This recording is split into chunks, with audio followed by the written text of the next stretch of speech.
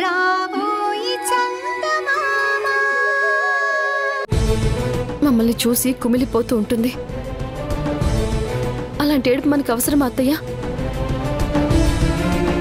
ఒక ఆడపిల్ల ఉసురు తీసుకొని మనం మాత్రం ఏం సంతోషంగా ఉంటాం? నువ్వేం మాట్లాడుతున్నావు చంద్రిక? ఎవరి ఉసురు ఎవరు తీసుకుంటున్నారు? మీ జీవితంలోకి తనొచ్చిందా, లేకపోతే తన జీవితంలోకి నువ్వెళ్ళావా? మీ మీద పగతో చేయరాని తప్పులు చేసి అందర్నీ ఏడిపించి చివరికి తనంతట తానే విషం తాగి చావు కొని తెచ్చుకుంది. దాని ఉసురు మనకెందుకు తగులుతుంది? తప్పుడు పనులు చేస్తే వాటి ఫలితాలు ఇలాగే ఉంటాయి. అలాంటి దాని మీద జాలి చూపిస్తే అది పాపం అవుతుంది. లేదత్తయ్యా, ఆ తాళి కట్టిన తర్వాత మాక్సిమం తన ఒంటి మీద 1 గంట కూడా ఉండదు. వెంటిలేటర్ తీసిన తర్వాత చనిపోతుంది. ఒకవేళ చనిపోలేదు, బ్రతికితే? అది జరగదత్తయ్యా. డాక్టర్స్ హోప్ వదిలేసి 10 రోజులు అవుతోంది. మీకంతా తెలుసు కదా.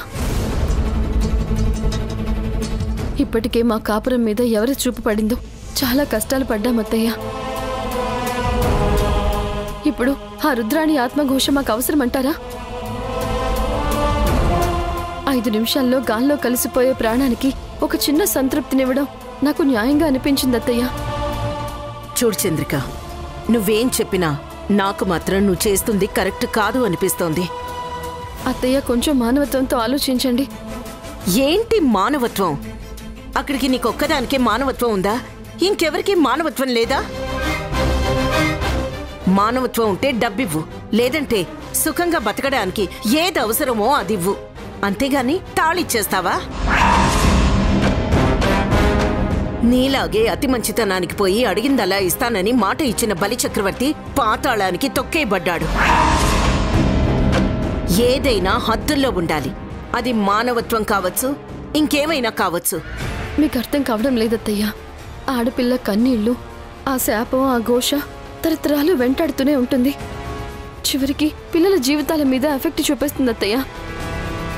ఆ కన్నీళ్లు మనకి శాపం కాకూడదు అంటే దిష్టి తీసినట్టుగా ఆ తాళి కట్టించి సుమంగళిగా సాగనంపడమే కరెక్ట్ అనిపిస్తోంది.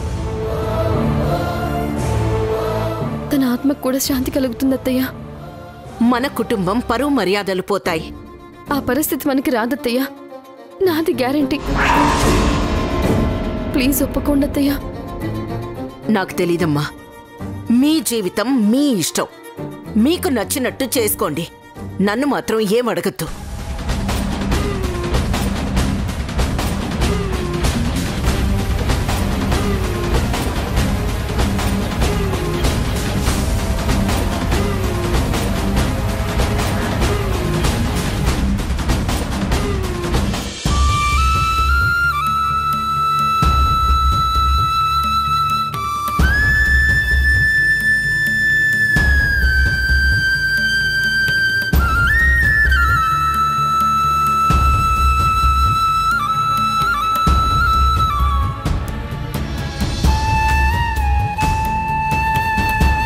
రుద్ర, నీ పంతం నెరవేర్చుకోవడానికి వాళ్ళని ఎంత బాధ పెట్టావో, ఎంత ఏడిపించావో, ఎన్ని కష్టాలు పెట్టావో వాళ్ళ మాటల్లో అర్థమైందే.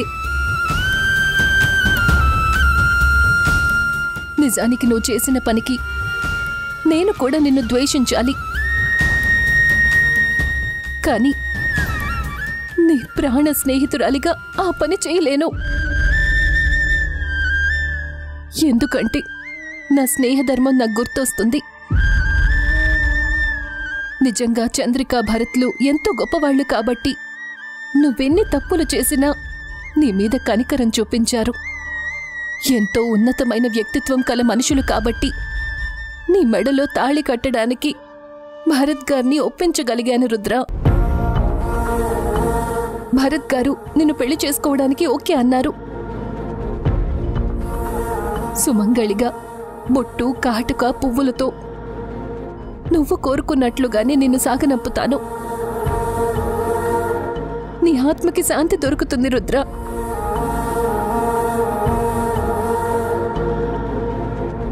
నువ్వు చాలా అదృష్టవంతురాలివే. లేదంటే నీ తప్పులకి క్షమాపణ దొరకదు. నువ్వు చేసినవన్నీ మర్చిపోయి ఈరోజు నీకొక మంచి ముగింపు దొరుకుతుంది. అది ఆ చంద్రిక గారి గొప్పతనమే రుద్ర.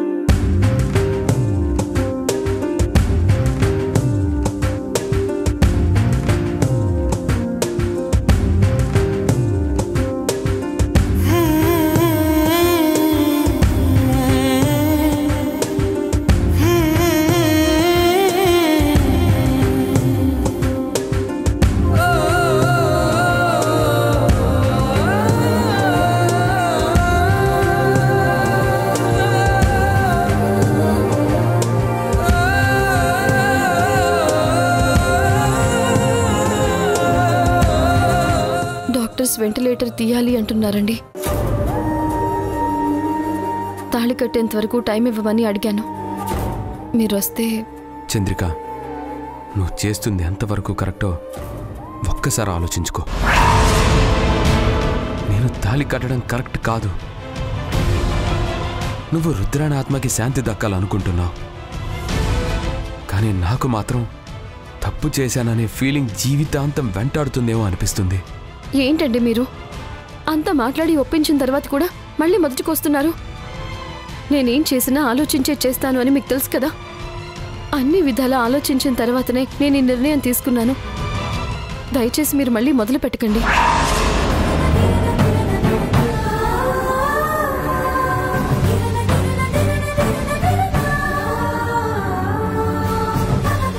ఏమండి, మీరు తాళి కట్టడానికి ఎంత ఆలోచిస్తున్నారో దానికి 10 నేను ఆలోచించాను. నేను చేస్తుంది తప్పని మీకు అనిపించొచ్చు. కానీ రుద్రాణి చనిపోయిన తర్వాత తనకి న్యాయం చేసి పంపించాము అనే సంతృప్తి మనకి మిగిలిపోతుంది. కారణం ఏదైనా ఒక ఆడదాని ఉసురు మనకి మంచిది కాదండి. సుమంగళిగా వెళ్ళిపోవాలి అన్న ఆడదాని ఆఖరి కోరిక తీర్చటం మనకి పుణ్యమే కాని పాపం కాదండి. ప్లీజ్ అండి, నా మాట వినండి. వెళ్దామండి.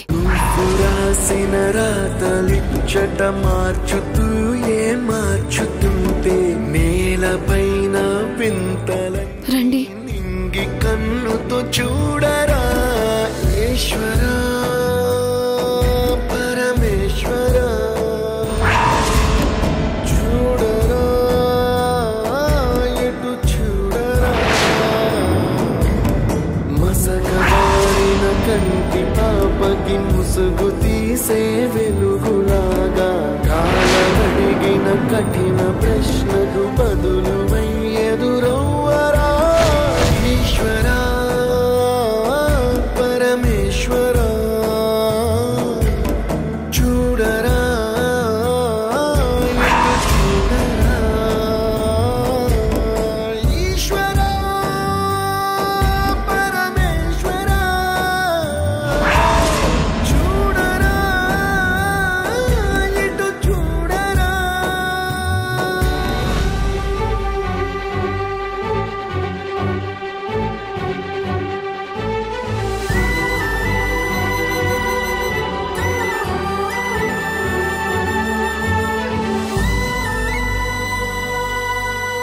రండి.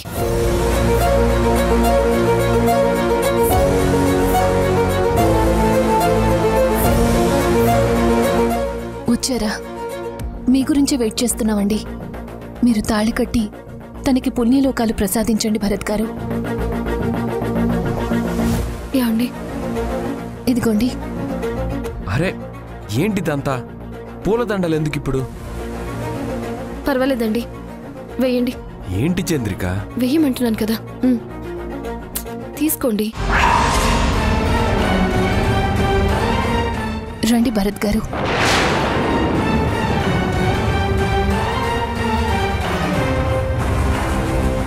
రమ్మంటున్నారు కదా, రండి.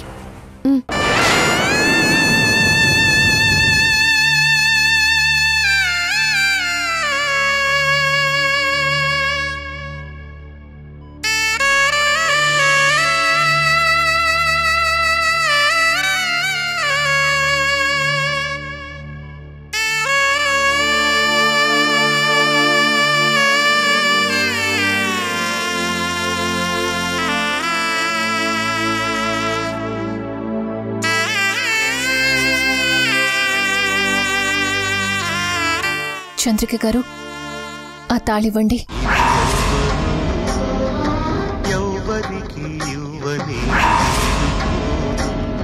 ఇది ఎక్కడా ఎన్నడూ జరగని అంపకాలు. దేవతా తరలిపో వదలలేక గుండె రాయి చేసుకుని ఎవ్వరికి ఇవ్వని వీడుకోలు. ఇది కనని వినని సంఘటన, అపూర్వ సంఘటన. ఇది ఎవ్వరికి ఇవ్వని వీడుకోలు. ఇది ఎక్కడా ఎన్నడూ జరగని అంపకాలు. తీసుకోండి.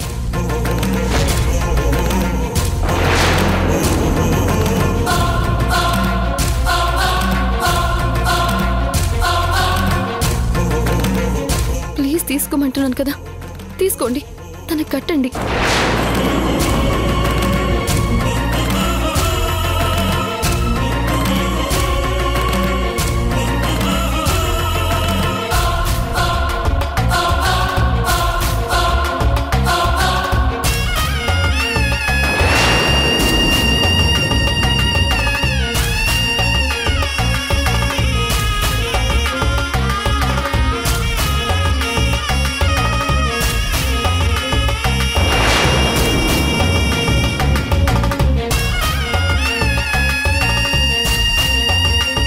మీ భార్య తన చేతులతో తాళిచ్చింది కదండి. ఇంత దూరం వచ్చాక ఇంకా ఆలోచన ఎందుకు? కట్టండి.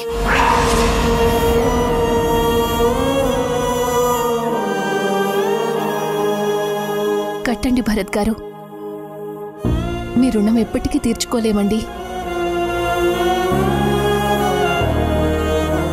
తీరని కోరికతో చనిపోతే నా ఫ్రెండ్ ఆత్మకి శాంతి ఉండదనే ఒకే ఒక్క కారణంతో మిమ్మల్ని సాయం అడిగాను. మీరు పెద్ద మనసుతో ఒప్పుకున్నారు. మీలాంటి మంచి మనిషికి భార్య అనిపించుకునే అదృష్టం తనకిస్తున్నారు.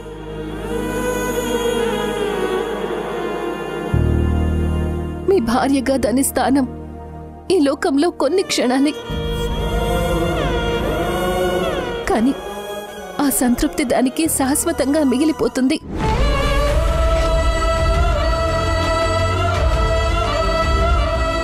తను ఇష్టపడిన వ్యక్తితో తాళి కట్టించుకొని మీ చేతుల్లో సుమంగళిగా కన్ను మూసిందనే ఆనందం తన ఆత్మకి మిగిలిపోతుంది.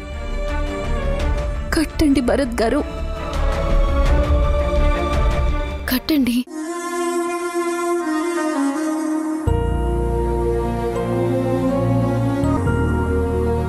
మనసులో నాకెలాగూ స్థానం లేదు.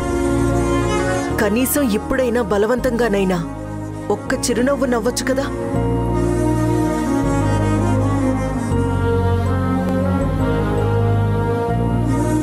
నా వెంటపడి ప్రేమించానని పెళ్లి చేసుకోమని వేధించావు. పెళ్ళైన వాణ్ణి అని చెప్పినా వినకుండా ఎన్నో పిచ్చి ప్రయత్నాలు చేసి చివరికి ఈ పరిస్థితికి వచ్చావు. నువ్వెన్ని మోసాలు చేసినా, మమ్మల్ని ఎన్ని కష్టాలు పెట్టినా చంద్రిక నీ మీద జాలిపడింది. నీ ప్రాణాలు నిలబెట్టాలని పోరాడింది.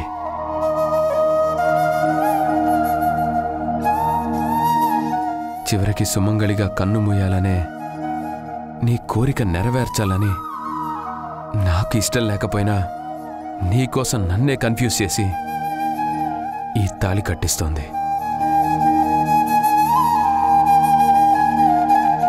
ఈ తాళి చంద్రిక చెప్పింది కాబట్టి నీ మీద జాలితో కడుతున్నానే తప్ప నీ మీద ప్రేమతో కాదు. నీ ఆత్మ సంతృప్తి కోసం నేను చేస్తున్న ఆఖరి ప్రయత్నం. నాది నాదన్నదేది నీతో రాలేను అంది రాసుందిలే ముందే ఈ సమయం తెలిసున్నదే తప్పదని పయనం నీ ఇల్లు కొన్నాళ్ళు దేహము విడిచెళ్ళిపోతుంది నీ ప్రాణము కను తెరిచి మూసేటి ఆటే కదా కన్నీరుగా జారిపోయే కదా ఒకసారి పుట్టి ఒకసారి గిట్టి తెంచేసుకోవాలి బంధము బ్రతుకంటే ఎట్టి మిగిలేది మట్టి చావన్నది జన్మకే అందము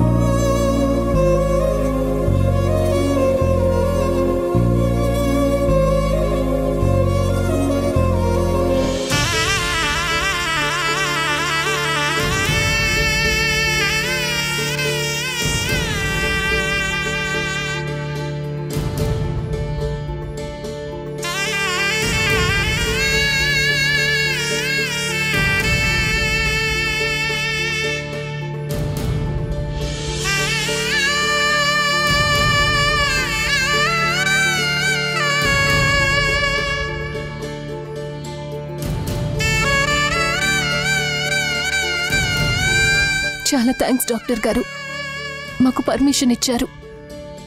నా ఫ్రెండ్కి పెళ్ళైపోయిందండి, ఇక తను తృప్తిగా కన్ను మూస్తుంది.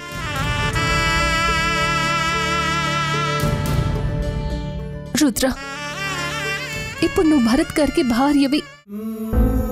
తను కట్టిన తాళి నీ గుండెల మీద ఉంది. సంతృప్తితో వెళ్ళిపో. డాక్టర్, ఆ వెంటిలేటర్ని తొలగించండి.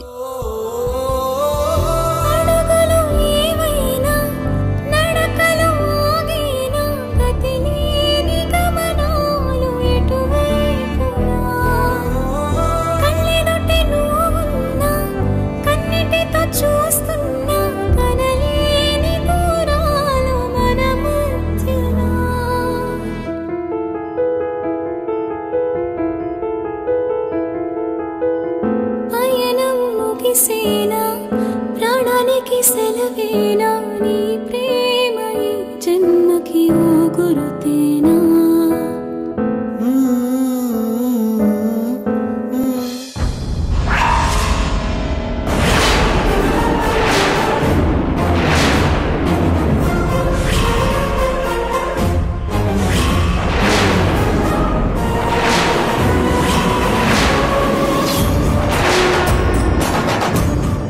వెంటనే ఆ వెంటిలేటర్ ఆన్ చేయి.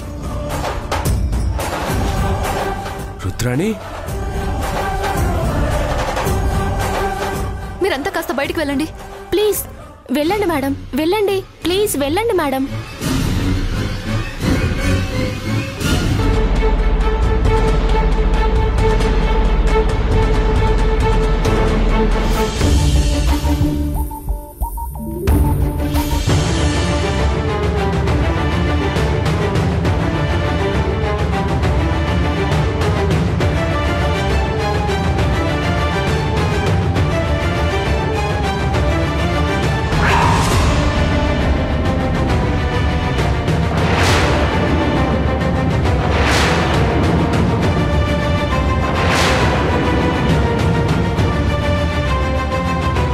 ఎరా, అయిపోయిందా?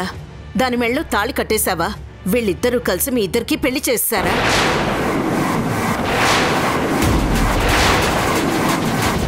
ఇంకెందుకు ఆలస్యం? ఆ వెంటిలేటర్ తీసేయమని చెప్పలేదా? వెంటిలేటర్ తీసేశారమ్మా, కానీ రుద్రాణి బ్రతికే ఉంది.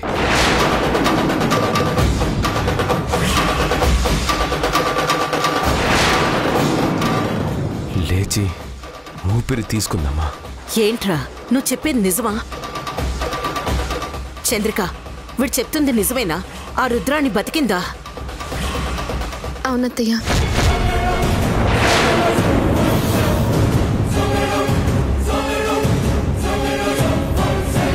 అది బతకడం ఏంటి చంద్రిక? తను బతికే అవకాశమే లేదు, వెంటిలేటర్ తీస్తే చనిపోతుంది అన్నారు.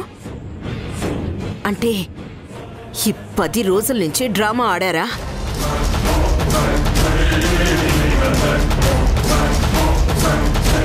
హే, ఇదంతా నువ్వు చేసిందే. నువ్వు ఆ రుద్రాణి ఇద్దరు కుమ్మక్కై ఈ నాటకం ఆడారు కదా. చెప్పు, మీ ఇద్దరు కలిసి ప్లాన్ చేసి నా కొడుకుని కోడల్ని పిచ్చివాళ్ళని చేశారు కదా. అయ్యో అదేం లేదండి, అలాంటిదేమీ లేదు. నోర్మై,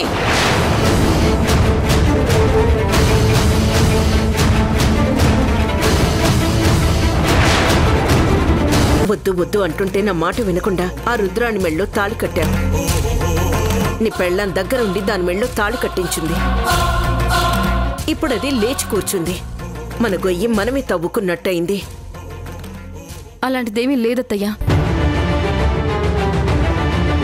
మీరు అనవసరంగా కంగారు పడి ఆయన్ని కూడా కంగారు పెడుతున్నారు. ఇదిగో ఇప్పుడే నేను నేత్రతో కూడా మాట్లాడాను. రుద్రాణి స్పృహలోకి వచ్చింది.